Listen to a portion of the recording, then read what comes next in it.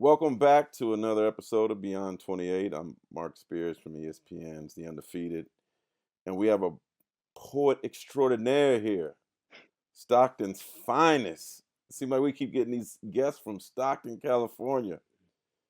The founder and CEO of Called to Move, Mr. Brandon Leak. Man, how you doing today, brother?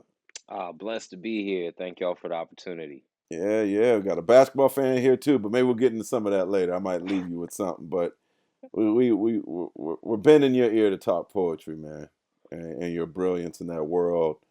I did want to ask you first, how did you get introduced to spoken word?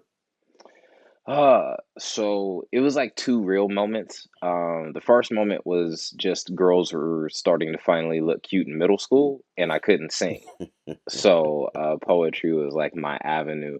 And then in college, after the passing of one of my best friends, Bernard Daniels, I was playing Division II college hoop, but I would always throw my emotions and my pain onto the court, and it seemed like basketball just wasn't managing that issue very well. So I just needed another outlet, and so poetry became that outlet for me, and it just never stopped being that for me. So yeah. you, I played Division II ball, a little uh, Division I stuff, so I understand the same high that you get Yep. when you play basketball on a high level, on a college level. As I tell people, there's no way to duplicate that once you're gone. But I'm guessing that in poetry, when you're doing spoken word, when you got a packed room, perhaps you get the same kind of high when you played basketball, or even or much greater. Um, Tell me what that feeling is like, and also where were you the first time, and the name of the poem that you did when the first time you did it in front of a crowd and got their reaction, got the snaps. Oh yeah, man. So like, just I'll explain the first moment and then the emotion. My first moment was actually at a chapel service at my college. They asked me to share a poem, and I was like, yeah, sure. And like I was rehearsing and practicing for a cool minute. It was about like a 4 minute and 30-second poem. And then when I went up on stage and I did it, it came out at like 2 minutes and 45 seconds. I was like so nervous, just blasting through it. Um, but people came up to me afterwards and were telling me like, "Oh, Brandon, you did such a great job. Like, we loved it so much." And so, my experience on stage the first time was very similar to my experience on the court first time. I wasn't very good, but I was in love with the process of getting better with it. And so that was kind of that was like where the similarities lied. But in terms of just like my general emotion on stage, it's as you said, it's a similar high, but just a very different reason behind it. Like being a basketball player, you get the chance to be like, somebody's like highlight of the week, like, getting the chance to like remove them from their thoughts of, the issues that are going on and everything that's happening in the world. You can get to be their escape. Um, for me as an artist, I can be that escape, or I could be the solution they needed to deal with it. And so I love getting the chance to hear people tell me how I help them find healing, or how I help them find hope in a world that they're dealing with a whole lot of issues. So yeah, same high, just from a different source. Uh, what in what did growing up in Stockton do in terms of influencing your poetry today, or does it, Yeah, I mean, it gave or in the me past? it gave me all of my stories. You know what I mean? Like I grew up out in southeast side of town, and we know what it's like to grow up in neighborhoods where the closest grocery store is like 5, 6 miles away, but liquor stores and drugstores and alcohol and drugs are all readily available. Um, Going to a high school where, the graduation rate is, not necessarily the highest, um, things to that nature. And so for myself, I my past gave me a lot of stories to be able to pull from the people who I'd been around and the experiences that I had, but it also gave me a lot of victory because I saw so many people come out of that situation and win, such as myself. And so it was a if anything, it never took anything from me. It just gave me plenty to be able to write about. Hmm. Who are the poets you looked up to growing up, and who also inspired you? Ugh. Um, Poets who I looked up to growing up. Forgive my dog. He's in the background, upset He's that he's giving in you his answers. kennel. Uh, but uh, but no. I mean, of course, Langston Hughes and Maya Angelou are poets who you grow up historically and you learn about. Um, Somebody who wrote in poetic language, who people don't really associate with poetry, is Martin Luther King Jr. Mhm. He was a gifted writer and orator. Um, and then I mean, I'll be honest, I studied hip hop for the longest time. So, Yeah. you know, studying people like Tupac for his messaging and not necessarily for like being the greatest lyricist, but for being able to share a story beautifully with a conscious understanding.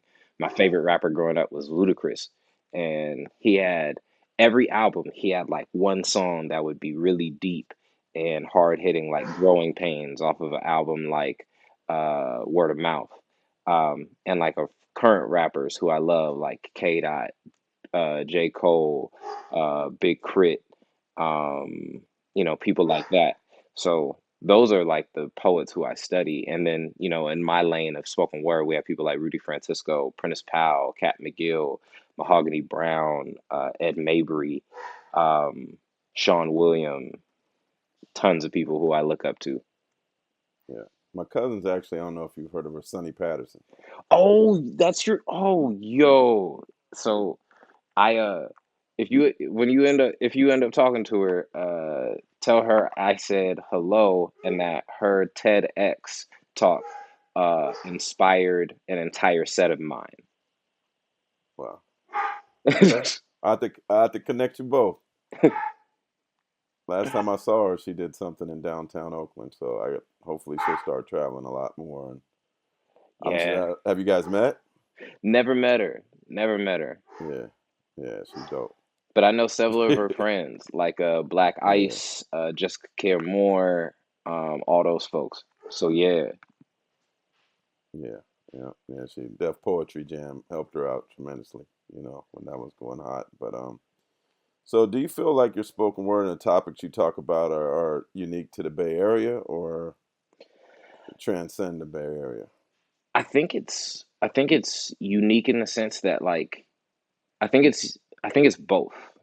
Because like for instance, I have a poem that's very specifically called Six and Nightingale, and so it talks about my very specific neighborhood, like the street corners, names of people, and all this stuff.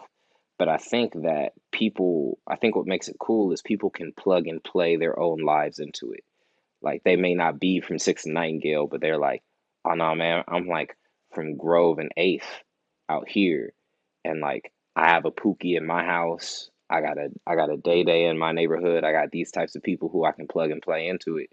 So it's very unique to my neighborhood, to my place of origin, because it's you know I'm I'm blame shamelessly carrying it and stating it, but also I think that it's wide reaching because people can see themselves in whatever story I share. Yeah. In your work, you tend to talk about social issues such as police brutality as well as the Black Lives Matter. Um, what has inspired you to make this a big focus of your work? Oh man. I mean, there's no denying the fact that it exists and that I'm a father to a black boy and a black girl who are going to grow up in this world. Um, and if I don't do my part now, then they're going to have to be subjected to the very same things that I was subjected to. Um, I remember being 5 years old when I got to talk from my grandma, my mom, and my grandpa about, hey, Brandon, so understand you can't do all the things that, other people who you go to school with might be able to do. Um, you can't you can't walk around with your hoodie on all the time. You can't wear these colors. Um, when you're dealing with certain stuff, you got to do twice as much to get half as much. Um, if you see a police officer hands out of your pockets. Yes, sir. No, yes, sir. No, sir. Yes, ma'am. No, ma'am. And, these very common courtesy things I would notice would not be reciprocated by, my white counterparts. And the hard part about it, um, for me was I always just saw people as people until I had to have those conversations. And so if I can contribute to a society where that's no longer the case, then I'm here for it because my children deserve a better world.